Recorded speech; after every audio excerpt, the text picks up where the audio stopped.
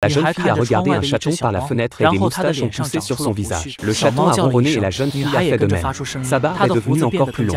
Le père de la jeune fille était très choqué. Elle s'est transformée en chat avec des ailes. Le père savait que Nori était une enfant spéciale et l'a envoyée dans une école de magie. Avec Nori, elle a inscrit son amie Nana. Sa magie lui permet de faire apparaître des boules de flammes à partir de rien. Le premier jour d'école, chaque élève doit passer un examen. Le professeur répartit les élèves dans les différentes classes en fonction de leurs résultats. Pour entrer dans la classe des flammes, il faut allumer une bougie à distance.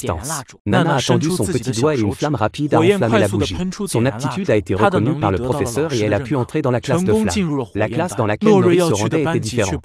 La carte ne comportait que 3 lettres. Elle a suivi les indications jusqu'à la salle de classe. Un sentier de montagne isolé. Il n'y avait que 3 élèves à part Nori. Le professeur a dit qu'ils ne pouvaient pas contrôler leur magie et que c'était pour cette raison qu'ils avaient été assignés ici. Il s'est avéré que lors de l'examen d'entrée, Nori s'était transformé en chat comme on le lui avait demandé, mais très vite. Son chat s'est fait pousser des ailes et est devenu très grand. L'école n'a mis Nori que dans cette classe. Elle ne pouvait pas apprendre la magie et devait attendre qu'elle disparaisse. La magie incontrôlable peut se transformer en magie noire. Le chaos a causé beaucoup de dégâts à l'école. Nori n'abandonne pas. Elle veut mettre sa magie sur le bon chemin. Le professeur de magie ouvrit une porte et à l'intérieur se trouvaient tous les balais. Nori a cru qu'il s'agissait d'un balai magique et a immédiatement volé dessus. En fait, il s'agissait d'un balai normal. Le professeur dit à Nori de le prendre et de nettoyer.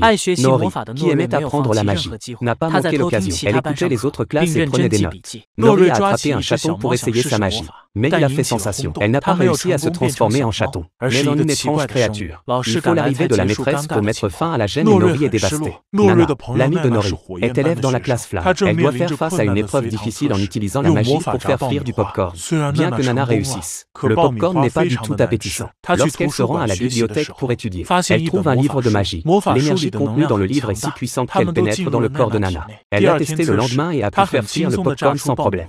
Le goût du popcorn a été apprécié par son professeur. Après avoir étudié pendant un certain temps, Nori a voulu faire le test elle aussi. Elle voulait prouver que sa magie pouvait être sur la bonne voie.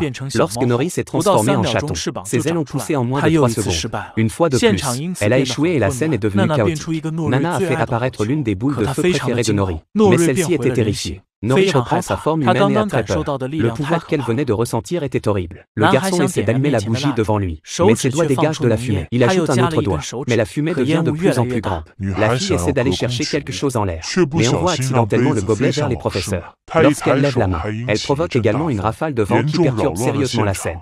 Ils étaient tous des possesseurs de magie incontrôlable. L'école refuse de leur donner des cours dans l'espoir que la magie disparaisse. Plusieurs élèves ont refusé d'abandonner et ont pratiqué leur magie avec acharnement. Un tel esprit a impressionné le professeur, qui a décidé de les aider à grandir. Avec l'aide de leur professeur, les élèves parviennent peu à peu à contrôler leur magie. Bientôt, c'est le moment de la fête de l'école, où se retrouvent différents élèves magiciens. Nana, en tant qu'élève la plus prometteuse, devient la représentante des élèves remarquables.